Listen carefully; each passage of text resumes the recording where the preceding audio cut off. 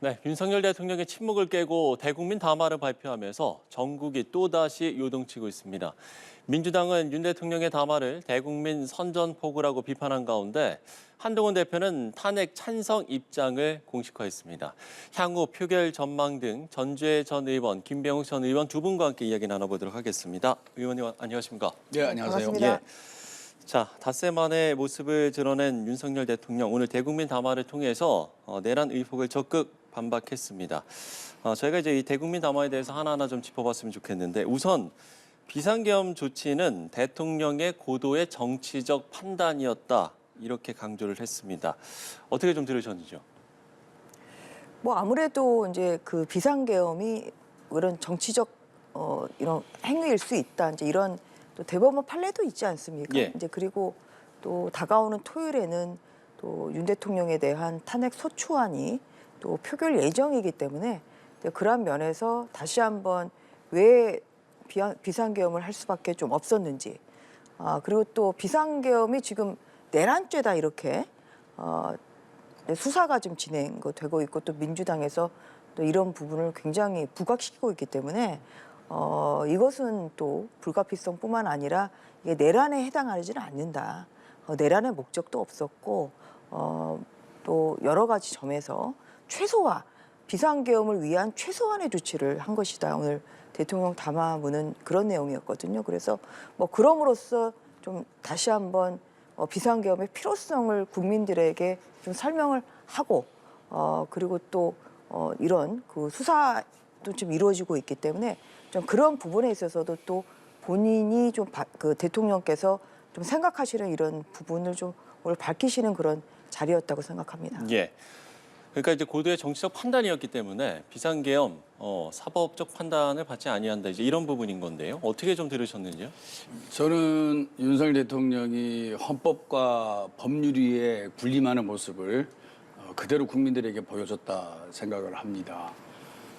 그리고 대통령으로서 소명의식을 갖고 그동안 직무에 임했을까라는 의심까지 들 정도로 정말로 실망을 넘어 참담하고 대한민국 국민으로서 약간의 부끄러움도 느끼는 그런 순간이었습니다.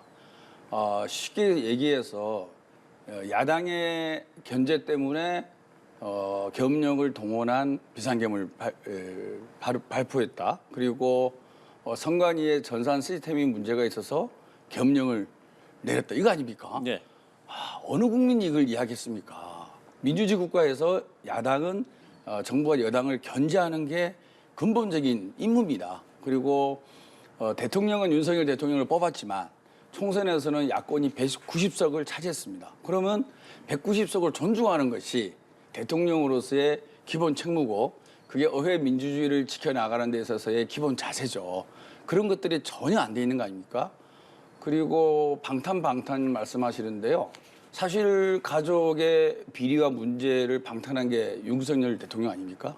김건희 관련된 특별법을 3번씩이나 거부했고 지금 4번째 발의하고 있는 거 아니겠습니까? 그리고 선관위 문제도 어느 전산 시스템이든지 문제가 있고 문제가 있으면 개선을 하고 해킹은 기술의 발전에 의해서 항상 우려가 있는 겁니다. 모든 시스템이 그런 데 있어요. 근데 그런 것들은 선관위가 그때그때 고쳐나갔거든요. 그리고 이 시스템에 의해서 본인도 대통령이 당선된 거 아니겠습니까? 모든 것을 부정하는 오로지 당신의 편협된 의심만 갖고 모든 것을 합리화하려는 정말로 헌법과 법률을 이해하면서 국정을 수행해 왔는지 본인의 고집과 아집을 달성하기 위해서 국가 시스템을 활용하는 건지 이 정도로 의심할 정도로 대실망이고요. 정말 내일 모레 있을 탄핵에 자충수를 두는 탄핵을 하지 않으면 안 되는 가장 중요한 요인을 제공한 그런 담화였다 이렇게 분석하고 있습니다. 예. 김 의원께서도 이야기를 해주셨습니다만 국회에 이제 병력을 투입한 이유, 그러니까 거대 양당의 망국적인 행태를 상징적으로 알리려 한 것이다. 그리고 질서를 유지하기 위한 것이다. 이렇게 언급을 하면서 2시간짜리 내란이 있느냐 이렇게 이야기를 했거든요. 이런 네. 부분들은 좀 어떻게 들으셨어요? 내란에 이제 해당한다고 보는 것은 저는 좀 그 수사 상황을 좀 지켜를 봐야 되는 것이고 네네.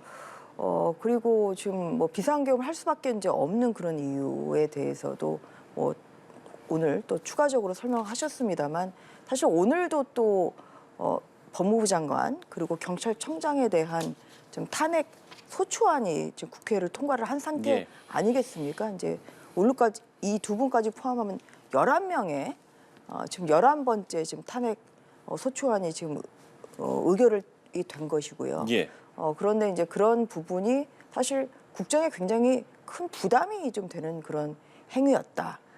그리고 또 뭐 초유로 거대 야당의 또 의석수로 또 예산안마저 합의 처리하는 그런 오랜 전통과 관행을 깨고 삭감 조치하면서 또 일방적으로 또 삭감 통과를 했고 그 과정에서 뭐 여러 가지 국가에 필요한 예비비랄지 아니면은 또 뭐 원자력이랄지 또 어떤 과학기술계에 대한 그러한 투자랄지 뭐 이런 또 소상공인이나 사회적 약자를 위해서 써야 될 그런 예산까지도 감액된 부분이 있기 때문에 예, 예. 이제 그런 부분에 있어서 이제 뭐 비상 계엄이라는 것이 어떤 그런 고도의 정치 행위, 통치 행위라고 이제 좀 말씀을 좀 하신 것으로 저는 좀 이해를 했습니다. 이제 그런데 이게 이제 2시간 만에 계엄이 해제가 되고 이제 의결이 돼서 이제 그것은 이제 어떻게 해석할 수 있냐면 이제 이게 비상 계엄이 만약에 그러니까 위헌이나 위법이 된다고 하더라도 이게 바로 내란으로 가는 건 아니거든요.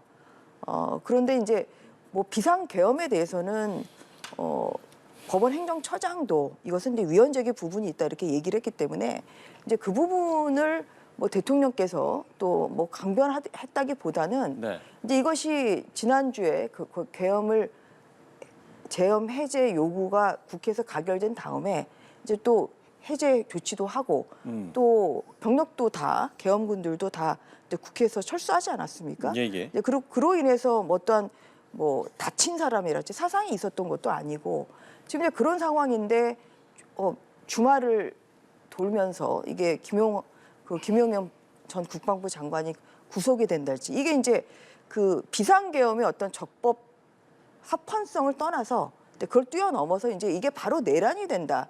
지금 이제 그렇게 지금 뭐 수사도 지금 진행되고 있고 또 민주당도 그렇게 강하게 또 주장을 하고 있죠. 그래서 그런데 이제 이것은 아니다.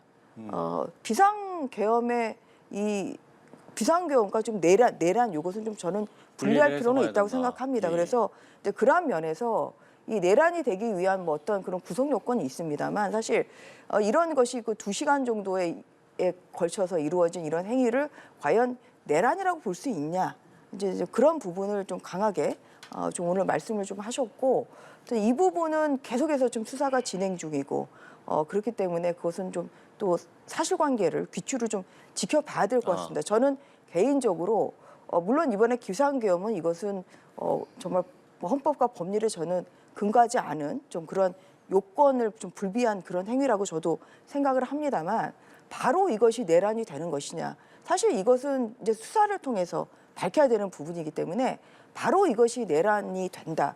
이렇게 몰아가는 것은 저는 그것은 너무 앞서가는 것 같고요.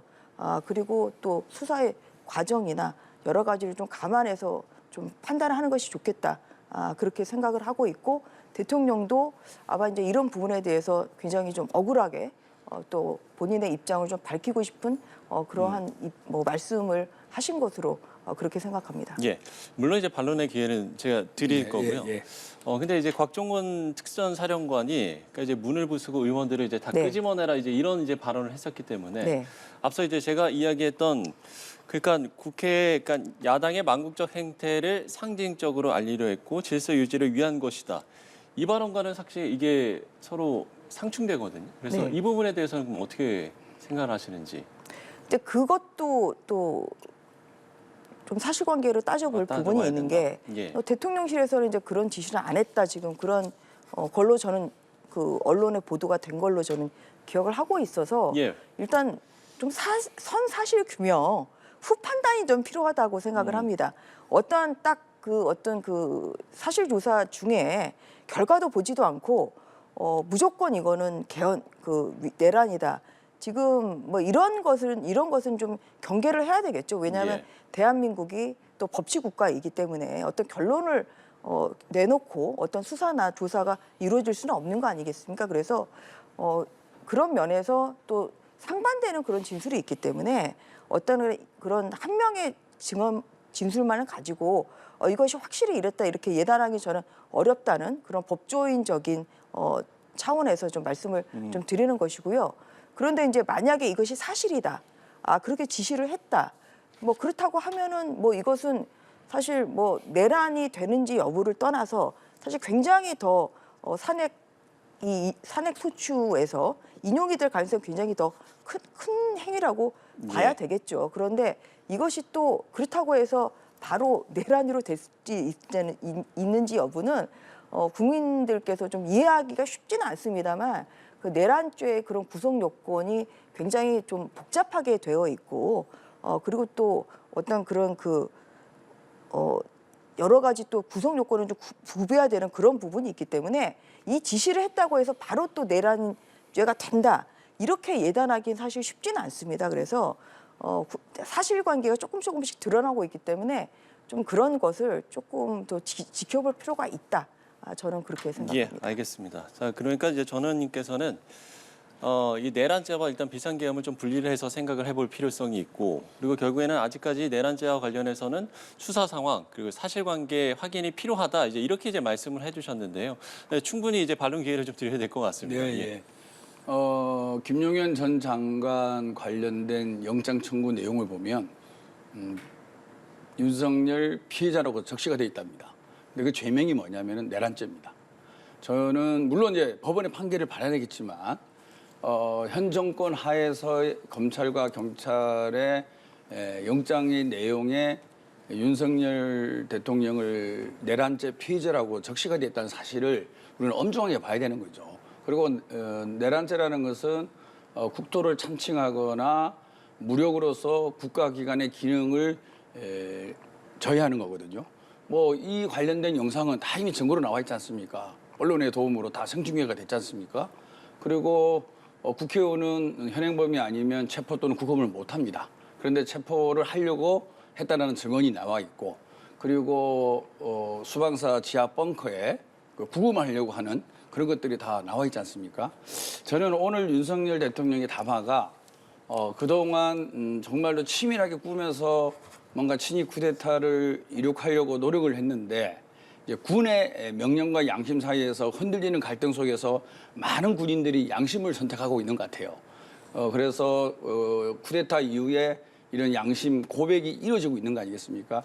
이것들이 끊임없이 이어지다 보니까 지금쯤이라도 이거를 어느 정도는 가이드를 하지 않으면 이 흐름을 막을 수 없다고 판단하신 것 같습니다. 그래서 명백한 증거가 있음에도 불구하고 더 이상의 추가 증언이나 이런 것을 좀 막기 위해서 고육지책으로 오늘 담화를 발표한 게 아니니까 이런 생각이 들 정도로 기존의 증언들의 흐름하고는 완전히 배치되는 거거든요.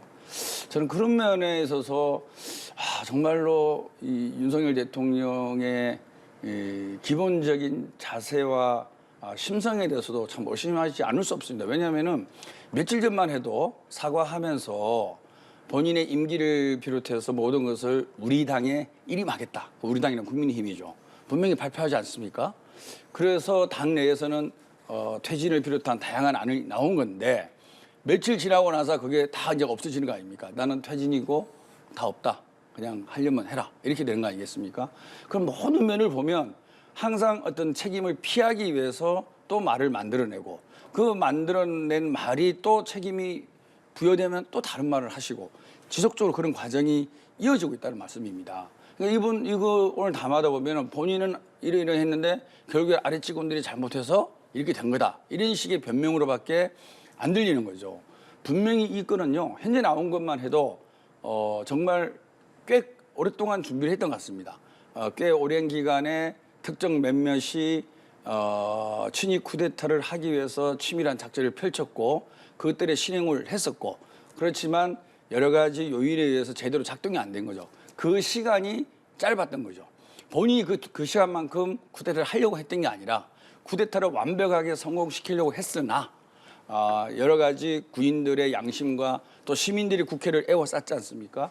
그리고 우리 더불어민주당을 비롯한 야권의 국회의원들이 담장을 넘어서 들어가서 계엄 해제 투표도 하고 이런 어떤 민주 시민의 성숙한 의식으로 이 모든 것을 막아낸 거거든요. 예, 이 결과에 대해서 본인의 변명에 불과하다라는 생각을 합니다. 그리고 계엄을 할 수밖에 없었던 이유를 드는데요. 정치 등등. 그런 정치는 정치로 풀어야지 정치를 군으로 풀면 안 되죠. 사실은 예산도 마찬가지입니다. 대통령이 시정연설에 와서 예산안이 이렇게 짜져 있으니까 이런 협조를 구해야 되는 거 아닙니까? 시정연설 불참합니다. 대통령이 시정연설을 불참하니까 모든 장관과 차관들도 예산 심의에 고압적인 자세로 임했다는 것이 다 보여지지 않습니까? 그리고 장관들의 이런 그 탄핵 관련된 부분도 있잖아요. 이 우리나라에서 대통령의 권한이 워낙 강하다 보니까 우리 야당이 할 수 있는 힘이 제한적입니다. 특히 법은 통과시키면 대통령이 거부권 행사하지 않습니까? 그리고 인사청문회를 해서 A 장관 후보가 문제 있다라고 얘기를 해도 대통령이 임명합니다. 예산도 민생 예산 추가로 하자 그래도 정부가 동의하지 않으면 정액이 되지 않는 게 우리 구조입니다. 예. 이 상황 속에서 야당이 할 수 있는 권한이 아주 제한적인데 그중에서 대통령이 임명한 국무위원들을 해임 요구하거나 탄핵할 수 있는 것이 거의 유일하다시피 한 권한입니다. 그런데 해임 요구를 하면 또 대통령이 받아들이지 않아요. 그래서 물론 탄핵이 여러 가지 있는 것에 대해서 불편한 감정이 있을 수는 있습니다. 그렇지만 국민이 우리 야당의 목소리를 세게 내라고 190석을 준 거 아니겠습니까? 그 목소리를 또 내야 될 책임이 우리 야당에게 있는 겁니다. 근데 우리가 다른 방법을 아무리 강구를 해도 대통령이 야당의 목소리에 귀를 기울이지 않을 때 우리 야당이 할 수 있는 방법 중에 하나가 탄핵이다. 그리고 탄핵의 방법도 가족들의 수사를 직무유기를 한 거라든지 우리 이상민 장관이나 뭐 부총리나 그다음에 경찰청장 등등에서 충분히 내란의 사전 모의 또는 가담했다라고 의심할 사람들을 이번에 탄핵을 한 거거든요. 그래서 헌법과 법률에 근거한 야당이 취할 수 있는 조치를 취한 그런 결과라는 것을 좀 국민들께서 이해를 해주시기 바랍니다. 예. 자, 이렇게 반론하시겠습니까? 물론 뭐 대통령 제이기 때문에 물론 대통령이 뭐 권한이 있습니다만 아마 지금 현재의 민주당은 아마 전무후무한 그러한 이제 거대 야당이지 않습니까? 그래서 이제 국정을 대통령이 막 하는 데 있어서 굉장히 국회 협력이 좀 필요한 상황이죠. 그래서 이러한 협치가 이루어지지 않은 데 있어서는 뭐 어느 한쪽의 문제는 저는 아니라고 생각을 합니다만 이제 거대 야당으로서 어떤 그런 명분 없는 이제 탄핵 남발이랄지 뭐 예를 들어서 뭐 이상민 전 행안부 장관에 대한 뭐 탄핵도 165일 만에 기각이 되는 바람에 한 5개월 정도의 또 행안부 장관의 공백 상태가 있었고 그런데 그것이 인용이 된 것도 아니고 이제 기각. 근데 그 이후에 이제 일어나는 것이 뭐 수사를 이제 담당한 중앙지검장이랄지 뭐 또 감사원장이랄지 뭐 이렇게 사실 국민들이 고개를 끄덕이기가 어려운 그런 직무정지를 위한 탄핵 소추가 굉장히 남용되지 않았습니까? 그래서 이제 그러한 것이 국정에 굉장히 큰 발목을 잡고 있는 건 맞죠. 그래서 그런 의미에서 대통령 제이긴 합니다만 지금 이루어지고 있는 국회의 그 민주당의 지금 여러 가지 모습은 이 대통령에 대한 그런 상권 분립의 어떤 그런 견제를 넘어서서 오히려 이제 국정 운영을 오히려 발목 잡는 사실 그러한 모습들이 많이 보여왔던 것도 사실입니다. 그래서 그러한 면에서 민주당의 지금 뭐 이러한 주장에 대해서는 저는 좀 동의하기는 좀 어렵고요. 예. 그리고 지금 탄핵 소추안에 대한 또 대통령에 대한 탄핵 소추안이 지금 이미 그 토요일에 다시 또 표결이 될 예정인데 예. 또 오늘 또 다시 법무부 장관과 경찰청장에 대한 또 탄핵안이 지금 국회를 통과하지 않았습니까? 예.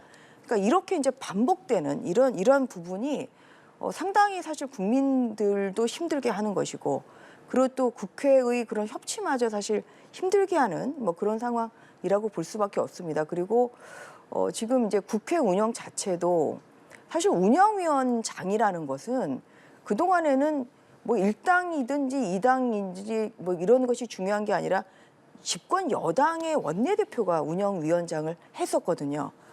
그런데 지금 22대 국회 와서는 지금 민주당이 하고 있지 않습니까? 이제 그리고 또 그동안에 국회의장과 또 법사위원장이 같은 당에서 하는 것은 어떤 국회 내에서의 또 견제가 잘 안 되는 것이 있어서 예. 국회의장과 또 법사위원장은 서로 다른 당이 좀 하는 그런 관례가 있었습니다만 지금 22대 국회에 와서는 운영위원장조차도 좀 민주당이 일방적으로 뭐 어떻게 가결을 해버리면 국민의힘으로서는 막을 수가 없는 그런 상황이죠. 그래서 정말 모든 그런 의회의 이런 상황이 의회 민주주의가 실종된 상황이고 그리고 다수당의 오히려 독재, 의회 독재라고 좀 불러도 과언이 아닐 정도의 그런 상황에 온 것에 대해서 민주당은 좀 그래도 한번 고심해볼 필요가 있다. 예. 그런 말씀을 드리고요.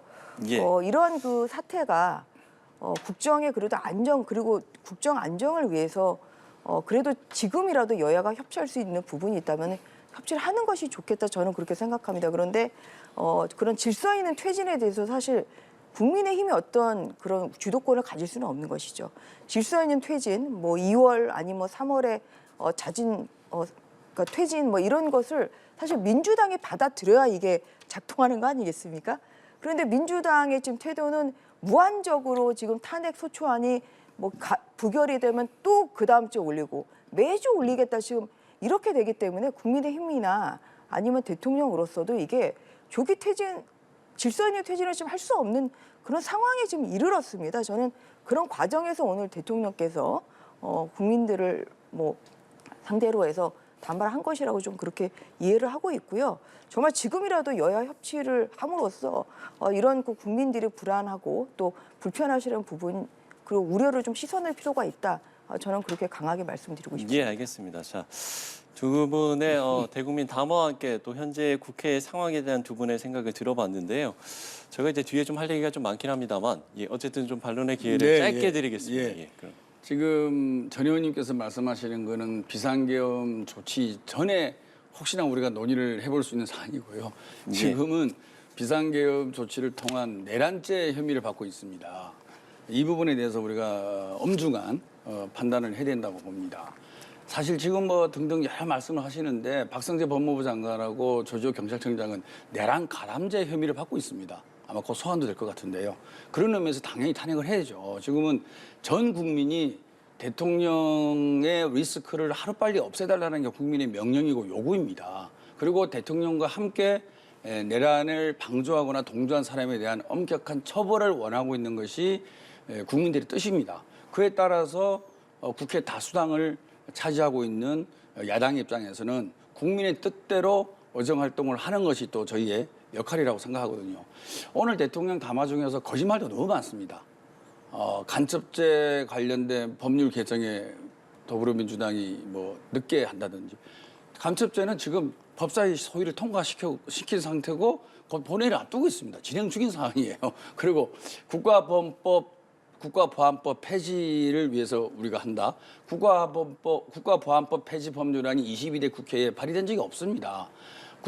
대통령의 담화 내용을 보면 일일이 진짜 반박할 게 너무나도 많아서 참 답답할 지경인데요.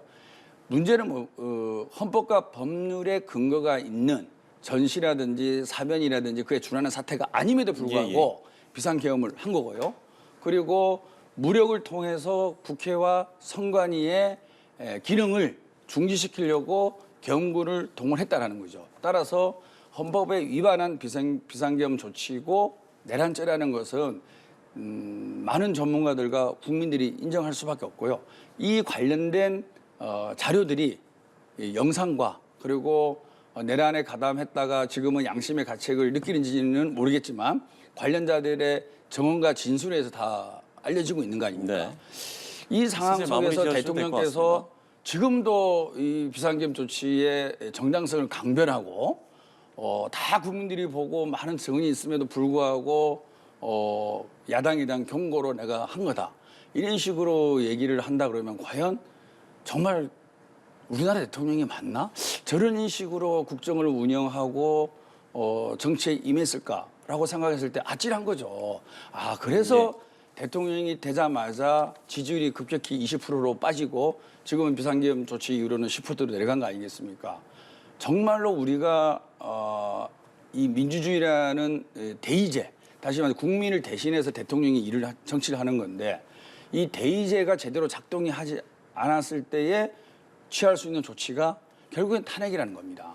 탄핵은 헌정의 중단이 아니라 제대로 헌정 질서가 굴러갈 수 있게끔 하는 지름길인 겁니다. 그래서 저는 이 순간에는 어떤 다른 대안도 더 이상 논의를 한다는 것은 국민에 대한 배반 행위고 그리고 우리가 책임지는 국정을 책임지는 사람으로서는 책임 방기라고 생각합니다. 예. 지금 이 순간은 무엇보다도 탄핵을 통해서 하루빨리 비정상적 사고와 판단력을 갖고 있는 대통령의 리스크를 줄이는 길, 그 리스크를 없애는 속에서 우리가 새로운 질서를 만들어나기 위해서 노력하는 것, 그것이야말로 우리가 해야 될 일이지 더 이상 저희가 다른 논의를 한다는 것은 사치고 또 국민에 대한 배반이다. 그런 말씀드립니다. 예, 알겠습니다. 자, 아까 비상계엄의 전과 후가 좀 다르다 이렇게 좀 이야기를 해주셨습니다. 자, 국민의힘 이야기를 해볼 텐데요. 한동훈 국민의힘 대표 윤석열 대통령의 담화 이후에 담화를 예상 못했다. 대통령이 내란을 자백한 셈이라 이렇게 비판을 하면서 윤 대통령의 제명 또 출당을 위한 당 윤리위 소집 긴급 지시했습니다. 친윤계에서는 지금 이제 반발이 나오고 있는 상황인데 현재 당내 상황 좀 어떻게 흘러가고 있다라고 보면 되겠습니까? 그전에 아까 이제 김병욱 의원님 말씀하신 것 중에서 간첩죄는 법사위 소위는 통과했습니다만 네네. 민주당이 유보적인 태도를 바꿔서 유보적인 지금 입장을 취하기 때문에 아직까지 국회 통과를 못하고 있는 것이 민주당의 이러한 그 모호한 태도 때문이라는 말씀을 좀 드리는 것이고요. 예. 그리고 이제 그 오늘 이제 새로운 원내대표가 이제 그 그렇죠. 예, 선출되는 원성동 또 원내- 자리에서 또 한동훈 대표가 또 그 공개 발언을 통해서 이제 탄핵에 좀 찬성을 좀 해야 된다. 이제 이렇게 이야기를 좀 하셨습니다. 그런데 민주적 절차에 따라서 당론을 이제 바꾸는 이제 이런 것이 필요하겠죠. 당대표의 의견도 물론 존중을 해야 되겠지만 국민의힘의 당원 당규상 당론을 바꾸기 위해서는 또 그 제적의원 3분의 2 이상의 동의가 필요합니다. 그래서 오늘 뭐 이게 꼭 친윤계라고 이제 언론에서 얘기를 합니다만 그런 건 저는 그렇게 분류하고 싶지는 않고요. 예. 예, 그러니까 어떤 그런 그 당원 당규에 따른 민주적 절차에 따라서 이제 혹시나 이런 그 탄핵에 대한 국민의힘의 입장을 그렇게 또 변경할 필요는 충분히 있어 보입니다. 그런데 예. 그렇다고 하더라도 또 내일 또 의총이나 또 모레 예정되는 그 의총을 통해서 치열한 토의를 통해서 과연 이제 그 기존의 당론인 탄핵 반대 이제 당론을 어떻게 좀 바꿀지 좀 그것은 좀 지켜볼 필요가 있다고 생각합니다. 그런데 뭐 여러 가지 가능성이 열려 있는 것이고 그리고 오늘도 지금 탄핵에 찬성하겠다고 공개적으로 의견 표명을 한 의원이 7명이지 7명입니다. 않습니까? 예, 그래서 뭐 이런 상황을 포함해서 신임 원내대표가 또 그 여러 의총을 좀 통해서 의원들의 다양한 의견을 수렴해서 민주적 절차를 통해서 어떤 그런 당론 뭐 변경을 좀 하는 좀 그런 수순으로 가지 않을까 저는 그렇게 예측하고 있습니다. 예. 물론 이제 상대당의 이야기이긴 합니다만 예. 과연 이제 의원총회에서 지금의 그 당론이 바뀔지 그리고 지금 국민의힘의 어떤 상황은 어떻게 보고 계신지 이분 질문 드려보겠습니다. 국민의힘에서 당론을 이제 탄핵 반대로 정했지 않습니까? 가장 큰 근거가 박근혜 트라우마 뭐 이런 얘기를 하지 않습니까? 저는 박근혜 대통령 탄핵과 윤석열 대통령의 탄핵은 정말 하늘과 땅이죠. 박근혜 대통령은 직권남용과 뇌물죄에 관련된 탄핵 소추였습니다. 근데 지금 윤 대통령은 일단 비상계엄은 전혀 근거가 없다는 것은 이거는 국민의힘 의원들도 인정하는 겁니다. 그것만으로 탄핵 사유가 되는 거예요. 게다가 내란죄 혐의까지 아주 짙게 있습니다. 과연 이것을 과거 박근혜 대통령 탄핵 생각을 연상시켜서 박근혜 트라우마라고 얘기하는 거는 정말 국민의 마음을 이렇게까지 모를까. 그리고 국민들은 이걸 완전히 다른 산으로 생각하는데 왜 국민의힘 의원들만 자기 진영의 이익과 개파의 이익을 위해서 또는 소위 말해서 보수 진영의 괴멸이라고 표현할까요? 자기의 논리를 위해서 이렇게까지밖에 해석을 할 수 없을까라고 생각할 정도로 정말 그런 얘기를 들을 때만 되면 저는 황당합니다. 정말 같은 국회의원을 했던 사람으로서 이렇게 사건을 바라보는 시각이 다를까? 지금 윤석열 대통령 건은 정말 심각한 거죠. 이거는 누가 보더라도 비상계엄 조치를 왜 했지까지 의심할 정도로 황당한 의사결정과 판단을 한 거 아니겠습니까? 그것으로 인해서 대한민국의 국격과 국민들의 불안, 경제 침체, 그리고 세계의 망신거리 이 예. 모든 것을 제공한 것이 이 대사건입니다. 근데 이것을 8년 전에 박근혜 대통령의 탄핵에 비교해 갖고 해석을 하고 그에 따라서 진영 논리로 유불리를 따진다는 것은 국민에 대한 배신이고 정말 그런 식의 생각을 한다면 저는 국회의원 해서 안 된다고 봅니다. 이거는 나라를 살리는 길입니다. 그리고 우리가 하루라도 이걸 늦추면 얼마나 힘듭니까? 주가를 한번 보십시오. 월요일 날 폭락했다가 어제 오늘 반등하고 있지 않습니까? 월요일 날 폭락한 것은 지난주 토요일 날 국민이 탄핵하라고 한 것을 국회에서 탄핵을 안 했어요. 그래서 불확실성이 올라간 겁니다. 그 불확실성이 월요일 주가 하락에 다 반영된 겁니다. 월요일 밤부터 화요일 아침 시작해서 탄핵이 될 거다라는 기류가 확산되기 시작합니다. 그래서 주식시장에서는 그것이 반영됩니다. 불확실성을 제거하고 새로운 출발을 할 때만 국민들이 그리고 시장 참여자들이 믿고 가는 거거든요. 자본주의에서 주식시장만큼 정확한 건 없습니다. 지금 시장과 국민은 빨리 윤석열 리스크를 없애달라. 예, 알겠습니다. 그 명령인 거라는 것을 우리 국민의힘 의원들이 꼭 알아야 될 것입니다. 예. 결국에는 이제 그 많은 국민들의 눈은 오는 14일 탄핵안 표결로 좀 가 있을 것 같다는 생각이 드는데 네. 그럼 끝으로 좀 반드시 짧게 해결해야죠. 예, 그 14일 지금 현재 뭐 앞서 말씀을 해주셨습니다만 그 국민의힘 쪽에서도 지금 찬성 입장을 밝힌 예. 의원이 7명인데 예. 결국엔 탄핵 표결 어떻게 예상하는지 이걸 좀 짧게 듣고 마무리 짓도록 하겠습니다. 저희가 초선 때 박근혜 대통령 탄핵 투표를 했습니다. 그때는 기표소에 들어가서 무기명 투표를 했거든요.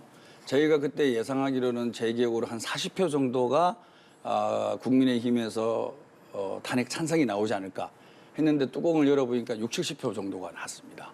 저는 지난주 토요일도 전체 기권을 하는 방식이 아니라 기표소 들어가서 투표했으면 이미 탄핵은 가결되었다고 생각합니다. 참여를 했다면 가결이 네. 됐을 것이다. 군인들도 명령과 양심 사이에서 갈등합니다. 근데 국회의원이 선언할 때 양심에 따라서 우리가 의정활동하겠다고 선서하지 않았습니까?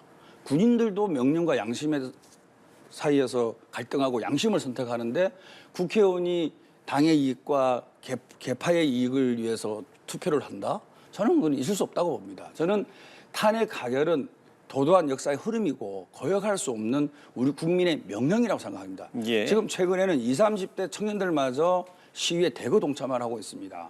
우리가 과거 박근혜 대통령 탄핵 때도 정유라 사건이 터지면서 청년들이 광화문 광장을 뒤덮었습니다. 그러면서 탄핵의 물결이 타올랐거든요. 네. 이번에도 계엄 사태를 통해서 20, 30대 청년들이 결합을 하기 했습니다. 이런 전체의 도도한 역사의 흐름에 국민의힘 의원들도 동참을 하시고 내일 모레 저는 탄핵 가결에 상당히 많은 의원들이 개파의 이익, 당의 이익보다는 국민의 이익을 위해서 탄핵 투표를 할 것으로 생각하고 있습니다. 예. 탄핵안 표결 어떻게 좀 전망하시는지 저는 끝으로 이제 듣도록 하겠습니다. 뭐 의원총회에서의 이제 총의가 굉장히 중요할 것 아, 같습니다. 네. 뭐 그래서 지금 뭐 7명은 찬성 의견을 좀 밝혔습니다만 그래도 또 당론이 현재까지는 부결 당론이기 때문에 이제 그것이 어떻게 변하느냐에 따라서 결과가 굉장히 큰 결과가 달라질 것 같다는 예. 좀 그런 생각을 가지고 있고요. 그리고 사실 오늘 사실 그 원내대표로 뽑는 자리에서 이루어진 그런 의원총회는 사실 국민의힘의 굉장히 큰 부끄러운 모습이죠. 그래서 지금 뭐 탄핵도 사실 굉장히 큰 또 국민의힘으로서는 타개해야 될 위기입니다만 이렇게 그 탄핵 그 찬성 반대 여부를 앞두고 국민의힘이 이런 갈라지는 모습을 좀 보이는 스스로 분열하는 모습을 좀 보이는 것도 그것도 뭐 국민의힘뿐만 아니라 사실 국민의힘을 바라보는 국민들의 마음도 굉장히 불편하게 할 수 있기 때문에 좀 더 상대방을 존중하는 그런 마음을 또 이해하는 마음을 가지고 그런 화합적인 모습을 국민의힘 내부에서 좀 지도부가 좀 보여줄 필요가 있다. 좀 그런 말씀을 드리고 싶습니다. 그래서 어떤 결과가 나오더라도 민주적 절차에 따라서 또 당론을 정해야 되고 또 거기에 대해서 그 과도한 그런 내부 분열은 오히려 저 국민의힘의 그런 국민들로부터 신뢰를 못 받는 그런 결과를 이어질 수밖에 없다는 점을 국민의힘의 지도부와 또 소속 의원들이 좀 잘 마음에 새기시면 좋겠다. 그렇게 생각합니다. 예, 알겠습니다. 앞으로의 표결 전망까지 두 분의 의견 들어봤습니다. 전주의 전 의원, 김배용 전 의원과 함께 이야기 나눠봤습니다. 좋은 말씀 고맙습니다.